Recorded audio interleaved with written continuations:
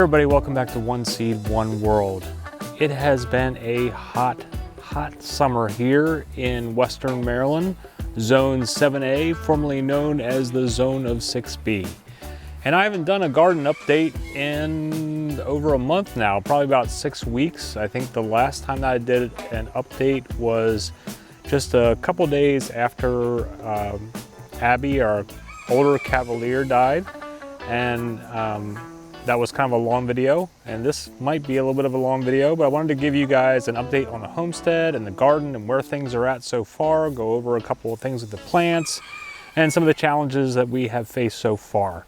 So hopefully you'll hang with me along the course of this video. And also, you know, feel free to put comments down below on any of the subjects that we talk about, any of the plants that we talk about, things that you're experiencing in your gardens this year. And if you haven't already, please subscribe. So, as I mentioned, the last time that I did a video was, sorry, I'm already getting bit up by mosquitoes out here.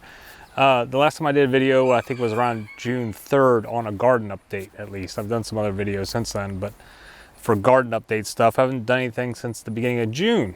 And so a lot of things have changed out here. Things have really kind of grown, even though our summer has been super hot. I think a lot of the U.S.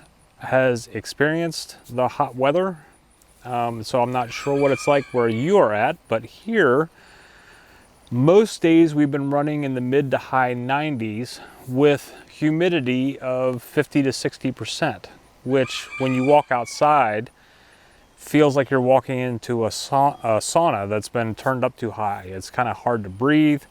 And the heat index, of course, then is much higher. A heat index is basically takes your temperature plus humidity, and that's what the body feels like. So it might be 97 degrees outside, but when you add the humidity into it, your body feels like it's 107 or 105 or 110. And we've been ranging heat indexes of 102 to 110 degrees multiple days over the past 6 weeks, which has been not only hard on us trying to do things outside, which have been very limited, but it's also very hard on the plants. And so go over a couple of things here on what I've done to try to mitigate some of that in some areas of the garden. So back here where I'm standing now is kind of the back garden area where the tomatoes, some of my scarlet runner beans are, and over these main 3 beds, which are 4 feet wide by 24 feet long, this is where the bulk of my tomatoes are. I've got bread and salt variety, which is an ox heart type of tomato. I've got mushroom basket. I've got, what else? Cherokee purple, Dr. Weechee yellow, and then for the smaller tomatoes, like the cherry tomatoes, I've got Sunrise Bumblebee, which is a yellow cherry tomato, and then Chadwick Cherry, which I've grown multiple years in the past. What I did back here, besides mulching everything, if you watched on one of my earlier videos in the last month on protecting your tomatoes from high heats, I followed all those things. I mulched all of my ground or all of my beds around my tomatoes, but to help keep the moisture in, the soil cooler, but I've also put in this 40% reduction shade cloth, which maybe you can kind of see hanging here behind me. And that has helped immensely. The one problem I've had, because it's been so hot, and it's something that you might experience, is that when the heats get like above 90 degrees Fahrenheit, 95 degrees Fahrenheit, your tomatoes might put off blossoms, but then they'll just kind of drop off because the tomato plant is going into survival mode, and it's going to put its energy into just keeping itself alive and not putting the energy into producing tomatoes for you. So I have run into quite a bit of that. Now I have gotten quite a few tomatoes, but a lot of those came on before all this high heat like kicked in. And the shade cloth has helped a lot. So my tomatoes have ripened. I've picked 2 5-gallon buckets so far of tomatoes, plus some other randoms for fresh eating, and I've got a lot to can. So I do have tomatoes coming in. I got a lot of green tomatoes in here, but what I'm noticing recently, especially over the last couple weeks, is that a lot of my tomatoes are not putting off blossoms, or if they do, they come on and just then drop off and don't produce a tomato. Same thing has been going on with my Scarlet Runner beans, my Trail of Tears black beans. They'll put off. I do have beans in there, but normally I will have tons of blossoms this time of year, but this year when I do get blossoms, they'll just drop off. Now, the crazy thing is that yesterday we had a cold front come through, got a bunch of rain, which we really needed because our garden has been dry and cooking.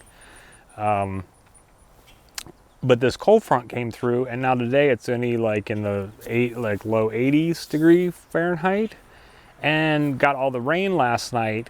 And since then, just today, a lot of my plants that had nothing, all of a sudden, like the Scarlet Runner beans, all of a sudden have orange blossoms on them. I'm noticing a couple of little tomato blossoms out here. So just in one day, the plants are like, hey, we can start producing again. So hopefully this weather hangs on for a while. It's supposed to be this way for a few days, so we'll see how it goes. So let me show you a couple things on what's going on out here. Here's some of my Cherokee purples in here. You can see I got lots of decent sized ones. Some turning colors. These are ones that I haven't picked yet, where you see some of the red ones. But there's a lot of good sized tomatoes in here that are still coming on. This is one of the rows. And then up here I've got some of the Sunrise Bumblebee. You got little patches of the yellow ones coming on. And there's Chadwick Cherry mixed in here too that haven't gotten all the way ripe yet. And then underneath the hoop up here, we've got the Scarlet Runner beans that are kind of doing their thing. They're looking pretty rough from all the hot weather. There's a lot of yellowing in the leaves and drying, but the ones back here are actually doing much better than the ones up there on the entrance hoop, which are, right now they have a lot of blossoms on them. Let's go up here and see. What you can see here, maybe,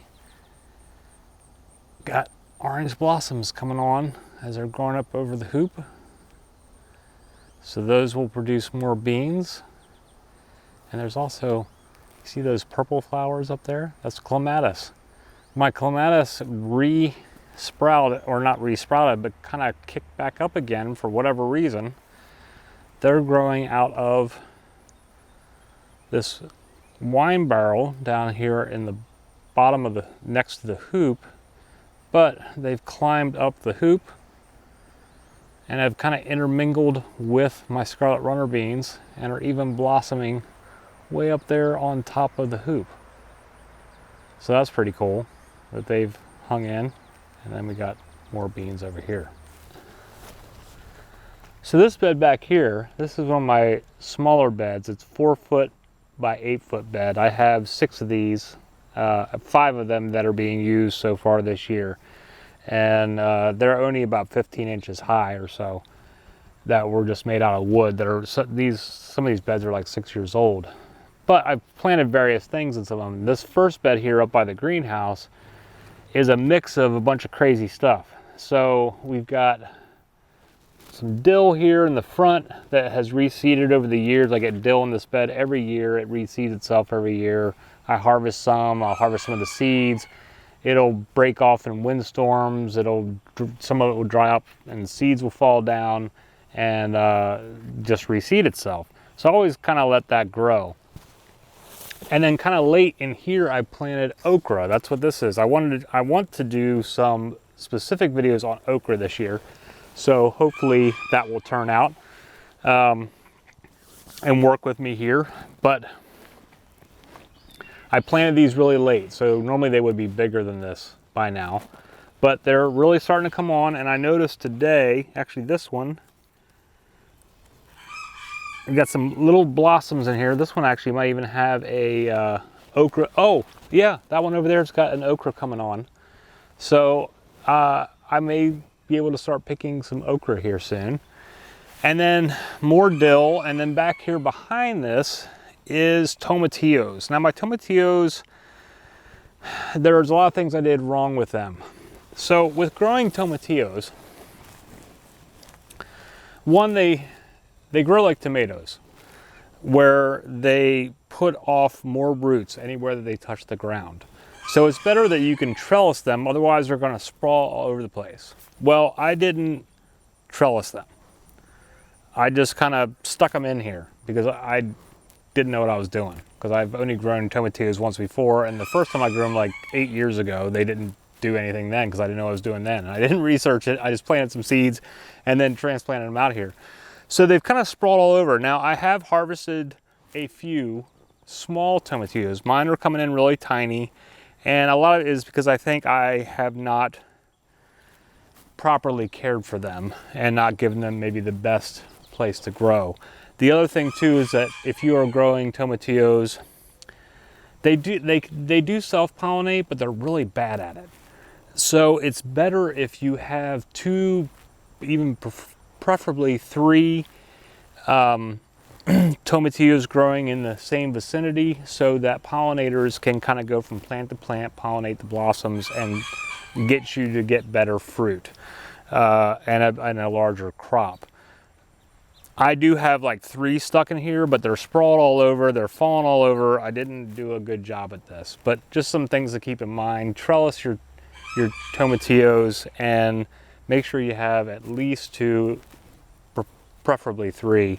I have a 4th tomatillo that's up in a front garden bed that's doing even worse because it's so far away from all these other ones, and it's probably only self-pollinating. So just keep that in mind. But I was hoping to make some salsa verde.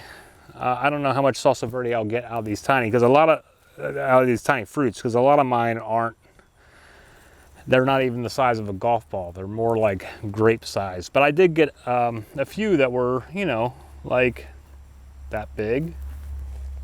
And a lot of these I think are the purple variety. I had a mix of seeds I threw in here, but the ones I picked were the purple variety of tomatillos. So we'll see what happens with those. But I'm more hoping that the okra do well, so I can do some more videos about all the aspects of okra and the things that you can do with okra, because it's not just about okra, the stuff that you think of as the slimy vegetable that some people like and some people don't like, but there's a lot of other things that you can do with okra, with the flowers, with the seeds, with the stalks. There's all kinds of edible stuff that you can do with these that is pretty amazing, that I want you guys to know about. So I'm hoping that my crop this year grows enough so that I can start showing you some of these things in some future videos. So stay tuned for that, and hopefully they'll cooperate with me. Okay, this bed here is the next bed down, another one of my short beds. This is all peppers and eggplant. You can see here, this is a Craig's Grande jalapeno plant. It's getting very tall. The jalapenos aren't very grande so far, but they are starting to put off a lot of fruit that are small and still have some development to do. The plant next to it has bigger jalapenos. It's off camera, but it's even much taller. They've gotten really tall in this bed. It looks like they like this area. And then I've got some banana peppers in here, shishitos, and I thought that one of these peppers, and it might be this one, was that datil pepper, the really hot one. There's 2 of them out here somewhere, but I haven't actually seen the peppers yet. So maybe they're slower because they are a hot pepper, that sometimes hot peppers take longer to grow and produce. It's starting to get flowers on this one. So I'm thinking this one might be one of my datil peppers. So we'll see what develops out of that one, but the plant is growing and looking very healthy. So we'll see what happens. Back here, I've got some Antigua eggplant. A lot of the leaves have gotten kind of burned up. They've struggled a lot with these extreme heats. They had a lot of bug pressure early on, so it took them a while to kind of take off. But I do have a couple of little Antiguas coming in, and I've got more blossoms. So hopefully in time, over the next month or so, I'm hoping to be able to harvest some Antigua eggplant. These are my late planting of cucumbers. my EF, my early fortune cucumbers. I did a whole video on transplanting cucumbers and talked about how my initial crop of the Angash market cucumbers had all gotten eaten away when they were early seedlings, and so I started a new batch. New batch is really starting to take off, has tons of blossoms on them, so I'm expecting to see some little cucumbers on here soon. I did have an early fortune cucumber in a side bed over on the opposite side of the garden that reseeded itself from last year, and that one lone plant has produced a ton of cucumber. Like, we made cucumber salad. I've got some piles of cucumbers inside that I need to pickle or whatever from one plant. Now in here I've got like another 7 or 8 plants, and if these do as well as that one come late summer, I'm gonna probably have more cucumbers than I know what to do with. So I'm okay with that because I like cucumbers and I love my homemade pickles. So I'd rather have more than enough than not enough. So cucumbers have survived the heat, are doing fantastic, look pretty great, survived the bug pressure, all is going well. And this little bed right here was a late last planting of butternut squash. Now, butternut squash should be way farther along at this time of the year, so I don't know if we're gonna get anything out of them before, you know, first frost, but we'll see what happens. They have started to get a little viney and take off, so hopefully over the next month they'll start producing and doing something for me. But I did put these in probably a month late, so we'll see what happens, because winter squash always takes longer. Oh, crazy bug in there. But they have held up as well against the heat. All right, so this little area up here behind me is just off the garden deck that looks down, and I'm very pleased with the way that it's come in together. I had thrown a bunch of zinnia seeds in here, and the seeds, I had a big bag of seeds that were in the greenhouse. Like, I mean, for one, the seeds are like 3 years old, the bag that I got, and 2, for the last year and a half, they've been sitting in the greenhouse. So they were out here all winter, and then they were out in some of the extreme heats, and I just brought them out and I just scattered these mixed zinnia varieties in this area, hoping that maybe a few would come up and give me some flowers in this area around where we planted the new tree to replace the maple tree. Well, they kind of all came up, and now they've all bloomed amazingly. Now here in the front I do have straw flower that I didn't realize got this tall. So the straw flower is kind of tall in the front, but all on this back here area, just, you know, where we sit underneath our easy up on the back deck, is just surrounded by zinnias that gets butterflies and moths, and sometimes even hummingbirds come through. And so I'm very happy with the way that they all came up, because it was unexpected that I would get that many zinnias out of what I threw in there with what the seeds have been put through before I planted them. And then over on the other side, which I will show you here in a second, I had put in some sunflowers. Most of those seeds were old as well, and most of them did not come up very well. But I did have a couple sprout, and I got my first bloom in the last couple of days, so that's kind of exciting.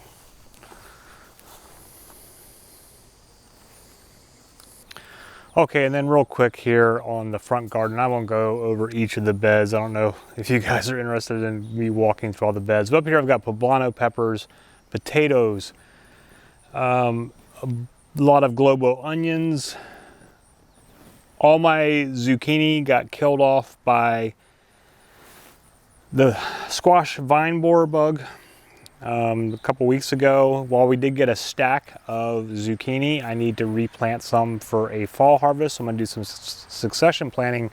So the only thing that's left over here is some nasturtiums and a couple of random herbs that have gone to seed. Now, my original idea was hoping that the nasturtiums would help keep away the squash vine borer, because supposedly it confuses them and they don't like it or whatever. Didn't work. They worked through, over the course of like a week and a half, they worked through my 3 hills of zucchini plants and killed them all off, even though they were completely surrounded by nasturtiums, dill, and cilantro. I didn't care. They killed them off anyway. So I don't have any more zucchini plants.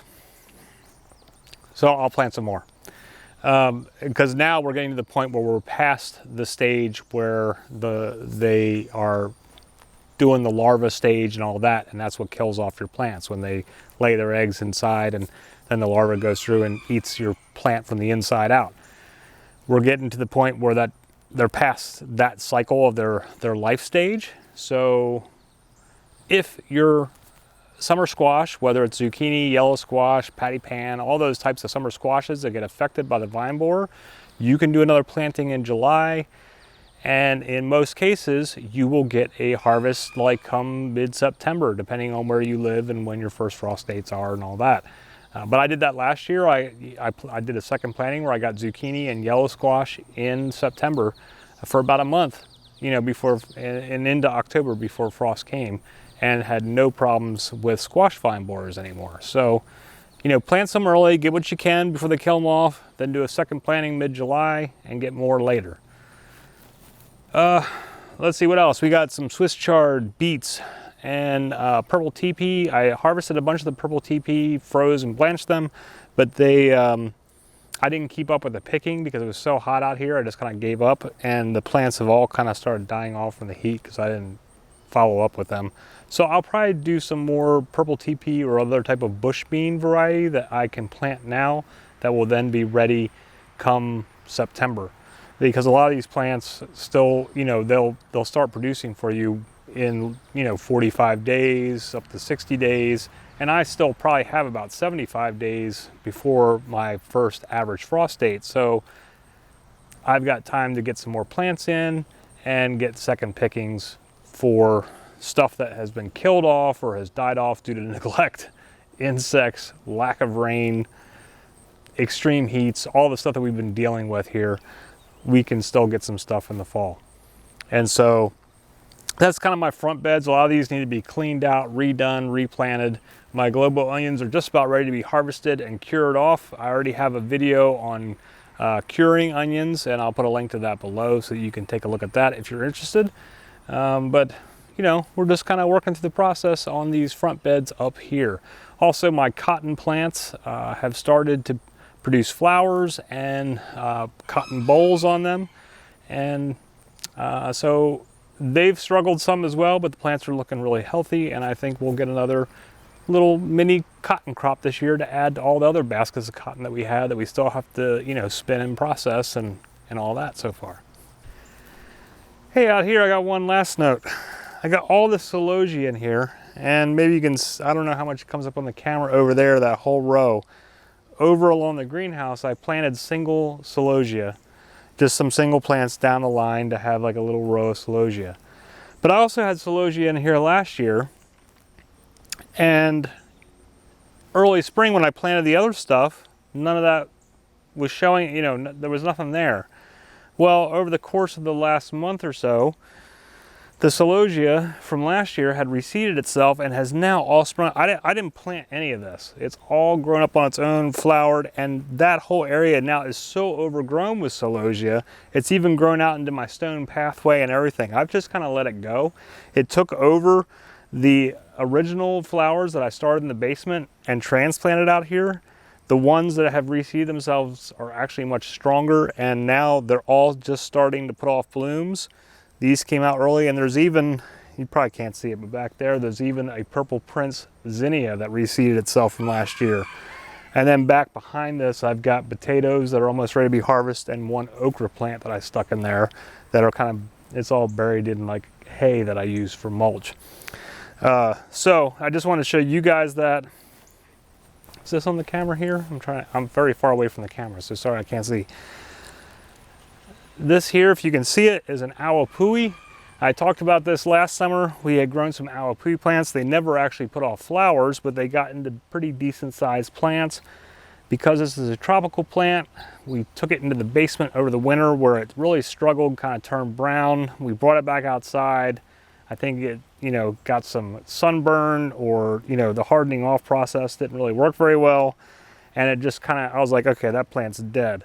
Well, Mitzi came out and was like, no, there's still some rhizomes in there. Let's see what happens. So she pulled off all the dead stuff and basically just left the rhizomes in the pot.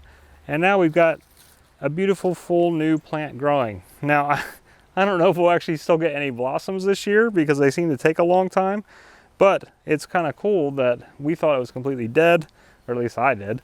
But the rhizomes put off a whole new plant and it's filling back out again.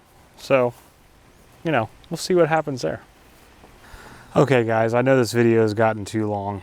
I normally try to keep my videos under 15 minutes, but it's hard to do these like complete garden updates in less than 15 minutes when I've got so much stuff going on out here, and I've even kind of rushed through a lot of it.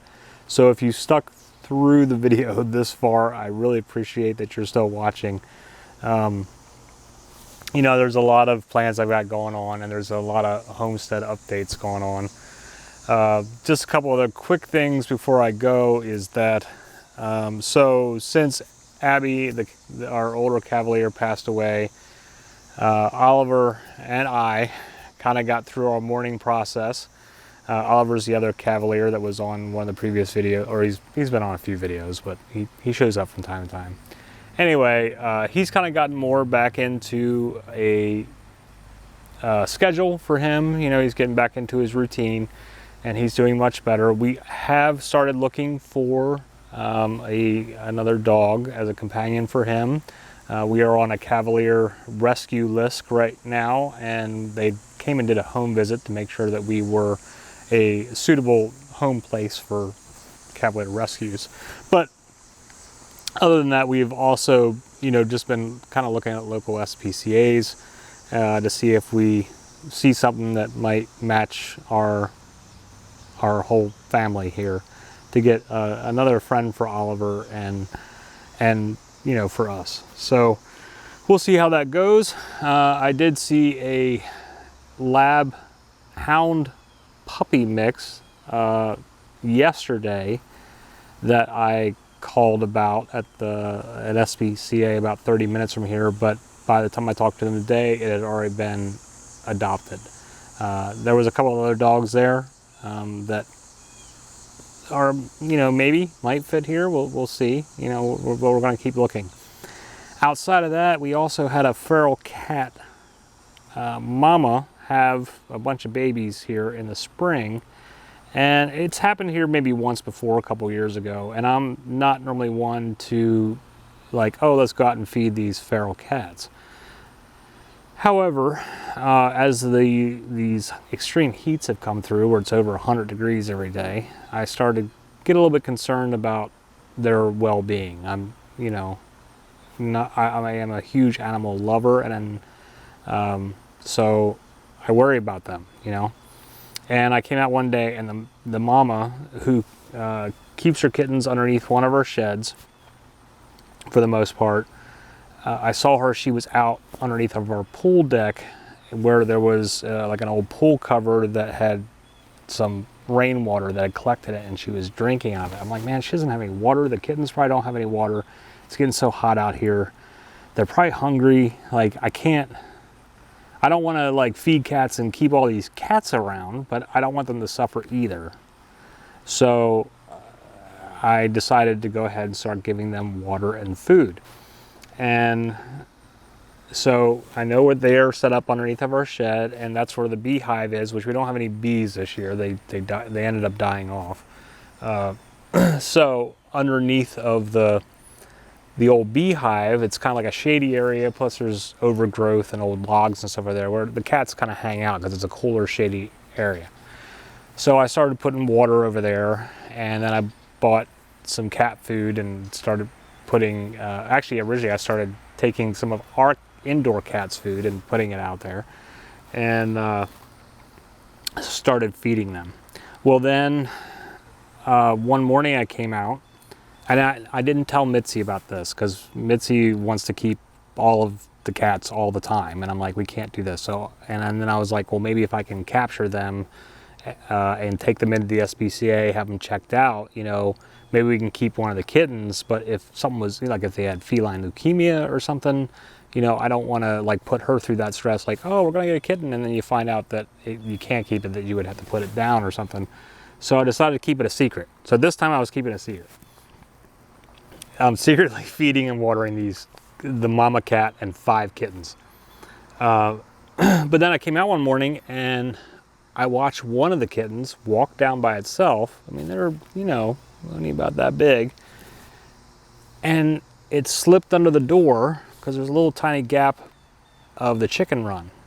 And it went under the chicken run. It had no interest in the chickens, and the chickens are way bigger than the kitten is anyway. And most of our chickens are bigger than most of the cats.